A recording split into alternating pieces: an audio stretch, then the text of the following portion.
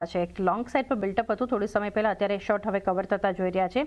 સોના BLWમાં પણ short covering બતાવી રહ્યું છે. બંને સ્ટોક અત્યારે ડેઝ હાઈ પર છે, ભારત ફોર્જ, સોના BLW. ભારત ફોર્જ જોયું તો ઘણા વખતથી ડાઉન ટ્રેન્ડમાં હતું અને છેવટે હવે સાઇડવેઝ કોન્સોલિડેશન થઈને હવે બ્રેકઆઉટ તરફ આગળ વધી રહ્યો છે. હજી પૂરી તરફથી જે ખરાબી છે એ પૂરી નથી થઈ, પણ મને લાગે છે કે જે ડિફેન્સ સેક્ટરને એ અંડર પરફોર્મન્સ કરી રહ્યો હતો ઘણા વખતથી, હવે મને લાગે છે કે એ પાર્ટિસિપેટ કરશે અને ડિફેન્સ સેક્ટરમાં અમારું આઉટલુક પોઝિટિવ છે. અને ભારત ફોર્જ ઘણા વખતથી ડિફેન્સ સેક્ટરની જે રેલી હતી એમાં એને પાર્ટિસિપેટ નથી કર્યું, તો મને લાગે છે કે ભારત ફોર્જ હવે પાર્ટી જોઈન કરશે અને 1360 ને 1365 જે લેવલ છે એ એક વખત ક્રોસ થશે પછી સ્પીડથી ભાગશે. આ લેવલ પર એક બહુ નાનું પ્રાઇસ ફોર્મેશન છે જેનું બોટમ 1180 અને ટોપ 1285 ની આજુબાજુ છે, આજે ક્રોસ કર્યું છે. એટલે અહીંથી 100 રૂપિયાની મને લાગે છે કે ભારત ફોર્જમાં જગ્યા બની છે અને જયારે 100 રૂપિયા વધશે ત્યારે એનું લાર્જર ફોર્મેશન પણ પૂરું થશે. એટલે ભારત ફોર્જમાં મને લાગે છે અહીંથી તમે રોકાણની શરૂઆત કરી શકો છો અને ઉપર જતા એમાં એવરેજ પણ કરી શકો છો. એની ખરાબી મને લાગે છે કે હવે પતી ગઈ છે, અંડર પરફોર્મન્સ પણ ખતમ થવા આવ્યું છે અને ધીરે ધીરે એ બજારને સાથે પરફોર્મ કરશે અને કદાચ બજારથી આગળ જઈને બેટર પરફોર્મ પણ કરી શકે છે. વ્યૂ પોઝિટિવ ભારત ફોર્જ પર બનતો જોઈ રહ્યા છે. એક ચર્ચા રાકેશજી ઓવરઓલ આઈટી પર કરીએ, કારણ કે આજના સેશનમાં જોઈએ તો નિફ્ટી આઈટી ઇન્ડેક્સ જે છે સેક્ટર વાઇઝ અગર જોઈએ તો સૌથી વધારે મજબૂત છે. અત્યારે ઇન્ફોસિસ 4% ખરીદદારી બતાવી રહ્યું છે, કોફોર્જ 3%થી વધુ મજબૂત, સાયન્ટ, એમ્ફિસિસ. નિફ્ટીમાં જો કે F&Oમાં ટોપ ગેનર્સ મેજરલી આઈટી કંપનીઓ જ, persistent ટેક, મહિન્દ્રા, ઇન્ફો એજ, HCL ટેક, બધામાં એક મજબૂતી આપણને જોઈ રહ્યા છીએ. KPIT ટેક નાની કંપનીઓમાં પણ જુઓ તો LTI, માઇન્ડટ્રી, વિપ્રો ખરીદદારી બતાવી રહ્યું છે. કઈ રીતે આઈટી માટે એક વ્યૂ આપી રહ્યા છો આપ? આઈટીને લઈને તો બે કન્સર્ન હતા, એક તો H1B visa, secondly AI related જે રેશનલાઇઝેશન થશે જેને કારણે સ્ટાફ લે ઓફ થશે કે આઈટીના જે ઓર્ડર્સ છે કદાચ સ્લો ડાઉન થઈ શકે, એને કારણે જૂનથી લગભગ બજારને અંડર પરફોર્મ કરી રહ્યો હતો અને હવે એ લગભગ અંડર પરફોર્મન્સથી ખતમ થવા આવ્યું છે અને ખરાબી ધીરે ધીરે દૂર થઈ રહી છે. હજી પણ એ આઉટ ઓફ સ્લમ્બર નથી આઈટી. એટલે આઈ વુડ સ્ટીલ પ્રિફર કે આ બજારમાં જો પાર્ટિસિપેટ કરવું હોય તો હું લીડર થ્રુ પાર્ટિસિપેટ કરીશ. આ બજારના લીડર છે એ છે બેન્કિંગ, ઓટો, મેટલ, એ બધા એના લીડર છે. Defence, PSU banks, private banks, NBFC, આ બધા લીડર છે અને આઈટી થોડો લેગાર્ડ છે. લેગાર્ડને હજી બહાર આવતા ટાઈમ લાગશે. ઓફકોર્સ થોડો ન્યૂઝ ફ્લો પોઝિટિવ છે એટલે શોર્ટ કવરિંગ થઈ રહ્યું છે, એટલે શોર્ટ હોય તો કાપી લેવા જોઈએ, પણ જો લોંગમાં પાર્ટિસિપેટ કરવું હોય તો મારા હિસાબે જે લીડર્સ છે એમાં જ પાર્ટિસિપેટ કરવું જોઈએ. વ્યૂ ઓવરઓલ આઈટી માટે એક બનતો જોઈ રહ્યા છે. SBI કાર્ડ માટેનો વ્યૂ લઈએ રાકેશજી, અત્યારે ત્યાં પણ જોઈ રહ્યા છે 3.5%ની મજબૂતી. આ સ્ટોક પણ ડેઝ હાઈ પર છે, અત્યારે શોર્ટ કવરિંગ થઈ રહ્યું છે અત્યારે SBI કાર્ડમાં. SBI કાર્ડનું જે કરેક્શન છે એ લગભગ તમે સમજો તો 7-8 સપ્ટેમ્બરની આજુબાજુ પૂરું થયું.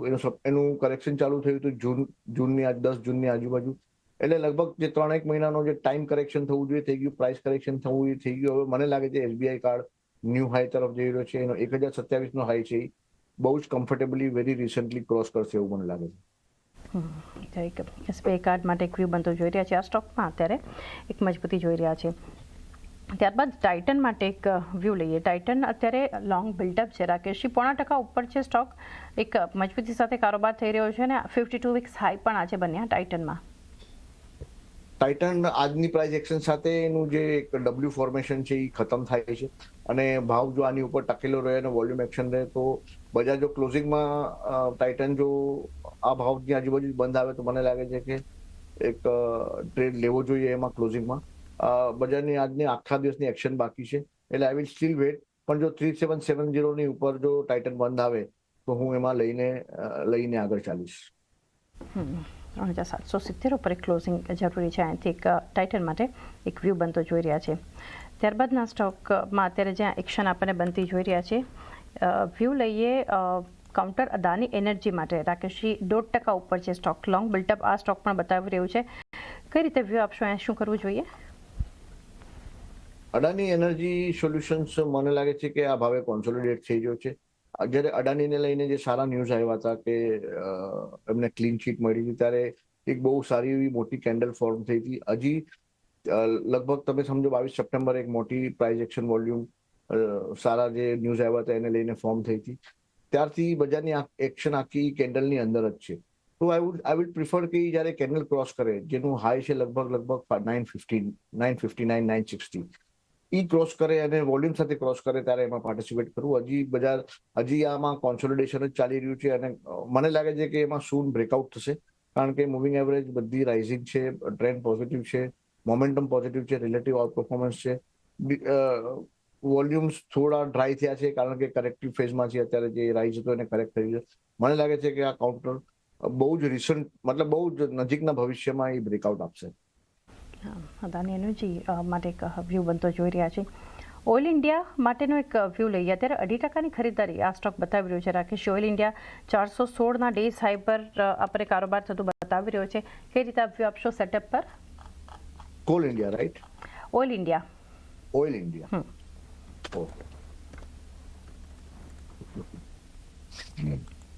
એક મિનિટ શાંતિ. જી, ઓઇલ ઇન્ડિયા અત્યારે 416ના ડેઝ હાઈ પર કારોબાર થઈ રહ્યો છે. 2%નો એક પ્રાઇસ ચેન્જ અને 2%ના ઓઆઈ ચેન્જ સાથે એક શોર્ટ કવર થતા અત્યારે આપણે જોઈ રહ્યા છીએ. વ્યૂ લઈએ એના પર રાકેશજી. એટલે ઓઇલ ઇન્ડિયામાં પણ ફોર્મેશન એવું જ છે કે ધીરે ધીરે એની ખરાબી ખતમ થઈ રહી છે. ઓવરઓલ રેઝિસ્ટન્સ છે 200 ડે મૂવિંગ એવરેજનું એને, અને જે બાકીની શોર્ટ ટર્મ મૂવિંગ એવરેજ છે એની ઉપર આજે ભાવ બંધ આવી ગયો છે. એટલે એક બહુ ટાઈટ રેન્જ છે જેમાં 415 થી લઈને 425ની વચ્ચે અથડાયા કરશે. 425ની ઉપર જો ડિસિઝિવલી ક્લોઝ આવે તો પછી ધ્યાન ચેન્જ કરું. ત્યાં સુધી સાઇડવેઝ કોન્સોલિડેશન અને શોર્ટ કવરિંગ ટાઈપ જ રેલી રહેશે.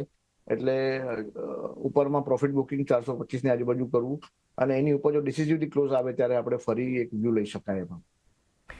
એક વ્યૂ ઓઇલ ઇન્ડિયાના કાઉન્ટર પર બનતો જોઈ રહ્યા છે. અશોક લેલેન્ડમાં અત્યારે એક શોર્ટ કવરિંગ છે રાકેશજી, 2% ઉપર. અશોક લેલેન્ડ 138 ડેઝ હાઈના લેવલ પર આ સ્ટોક પણ કારોબાર કરી રહ્યો છે. કઈ રીતે આપ વ્યૂ આપશો? અશોક લેલેન્ડનું જે કોન્સોલિડેશન ચાલુ હતું લગભગ તમે સમજો તો 22 સપ્ટેમ્બરથી કરેક્શન અને કોન્સોલિડેશન ચાલુ હતું. મને લાગે છે કે આજની પ્રાઇસ એક્શન સાથે કોન્સોલિડેશન અને કરેક્શન પતશે. ભાવ બધા મૂવિંગ એવરેજની ઉપર બંધ આવશે આજે, અને મને લાગે છે એનો જે પ્રીવિયસ ટ્રેન્ડ જે અપ છે એ રિઝ્યુમ થઈ શકે છે. એટલે ઓવરઓલ મારો વ્યૂ પોઝિટિવ છે અશોક લેલેન્ડ માટે. વ્યૂ પોઝિટિવ અહીંથી અશોક લેલેન્ડ માટે. પીએનબીમાં અત્યારે 2%ની ખરીદદારી જોઈ રહ્યા છે રાકેશજી. અહીંયા પણ વોલ્યુમ્સ છે. પીએનબી 119ના ડેઝ હાઈ પર કારોબાર કરી રહ્યું છે. કઈ રીતે વ્યૂ રહેશે આના પર? ઓવરઓલ પીએસયુ બેંક માટે અમારો વ્યૂ પોઝિટિવ છે અને પીએનબી એક 115-16ની ઉપર જ્યારે ચાલ્યો ત્યારે બ્રેકઆઉટ આપ્યું હતું અને એનો ટાર્ગેટ બને છે 130. એટલે મને લાગે છે કે પીએનબીમાં લઈને જ કામ કરવું જોઈએ, દરેક ઘટાડે એમાં લઈને કામ કરવું જોઈએ અને 130નો ટાર્ગેટ તમને જલ્દી જોવા મળશે એવું મને લાગે છે. 130 સુધીના એક લેવલ્સ બતાવી શકે છે કે પીએનબી પર બનતો જોઈ રહ્યા છે. ગોદરેજ પ્રોપર્ટીઝમાં અત્યારે 0.5%ની મજબૂતી છે રાકેશજી, અને લોંગ સાઇડ પર બિલ્ટઅપ થતું આ સ્ટોક અત્યારે આપણને બતાવી રહ્યું છે. કઈ રીતે આપ વ્યૂ આપશો અહીંયાથી? ગોદરેજ પ્રોપર્ટીનું પણ જે ડાઉનવર્ડ ટ્રેન્ડ હતો એ લગભગ તમે સમજો તો 26 સપ્ટેમ્બરની આજુબાજુ બંધ થયો અને ત્યારથી અપવર્ડ ટ્રેન્ડ રિઝ્યુમ થયો. ભાવ બધા જ મૂવિંગ એવરેજની ઉપર છે અને moving average majority of the moving average rising છે. 200 ડે મૂવિંગ એવરેજ ફ્લેટ થઈ ગઈ છે અને શોર્ટ ટર્મમાં આરએસઆઈમાં ઓવરબોટ ઝોનમાં જતો રહ્યો છે. એટલે પોસિબલ છે કે અહીંયા થોડો કોન્સોલિડેટ થાય કે અહીંયા થોડું સાઇડવેઝ જાય કાં તો ટાઈમ કરેક્શન થાય, પણ ઓવરઓલ આમાં ધ્યાન હવે નેગેટિવ નથી. ઓવરઓલ ધ્યાન એનું પોઝિટિવ રહેશે અને આ લેવલ પર હું થોડો એને કોન્સોલિડેટ થવા દઈશ અને પછી એમાં ફ્રેશ એન્ટ્રી તમે લઈ શકો છો. અને એમાં ડિસિઝિવ એન્ટ્રી લેવી હોય તો લગભગ 2525નું જે લેવલ છે એની ઉપર જ્યારે ચાલશે ત્યારે એમાં એક્સપ્લોઝિવ મૂવ જોવા મળશે. અત્યારે એમાં ધ્યાન પોઝિટિવ છે અને સાઇડવેઝ કોન્સોલિડેશન કદાચ થઈ શકે છે અને એમાં લઈને કામ કરવાનું ધ્યાન રાખવું જોઈએ. અહીંયાથી ગોદરેજ પ્રોપર્ટીઝ પર બનતો જોઈ રહ્યા છે. નેક્સ્ટ સ્ટોક આપણે જોઈ રહ્યા છીએ અત્યારે કે મજબૂતી છે સિમેન્ટ્સમાં અત્યારે 3151ના લેવલ્સ જોઈ રહ્યા છે રાકેશજી. 0.5% મજબૂતી અને શોર્ટ કવર થઈ રહ્યા છે સિમેન્ટ્સ. સિમેન્ટ્સ પણ તમે જુઓ તો મતલબ કરેક્ટિવ ફેઝમાં છે. આ લેવલ પર ઘણું રેઝિસ્ટન્સ છે. એટલે ઠીક છે, શોર્ટ કવરિંગ થઈ રહ્યા છે પણ આમાં લોંગમાં પાર્ટિસિપેટ કરવા જેવું નથી લાગતું. અને આ લેવલ પર થોડું હજી મલ્ટિપલ મૂવિંગ એવરેજીસ કન્વર્જ થઈ રહી છે 3150ની આજુબાજુ, તો એનો ઓવરઓલ રેઝિસ્ટન્સ રહેશે.